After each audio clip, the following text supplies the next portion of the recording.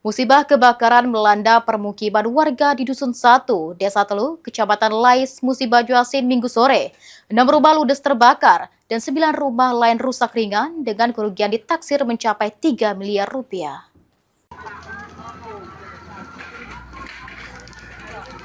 Kebakaran diduga bermula dari korsleting listrik di salah satu rumah warga.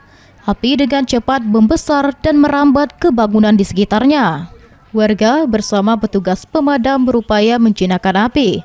Proses pemadaman berlangsung sekitar 1,5 jam dengan mengerahkan 4 unit mobil pemadam dibantu personel Polsek Lais, Koramil, Satpol PP, Tagana, perangkat desa, dan masyarakat.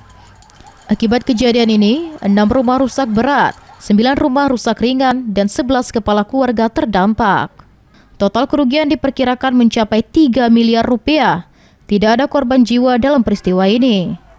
Polisi masih menyelidiki penyebab pasti kebakaran, meski dugaan sementara mengarah pada korsleting listrik.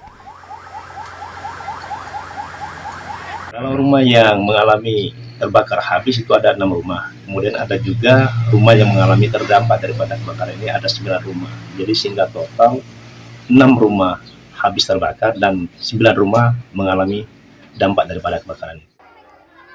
Ruzi Iskandar, PAL TV.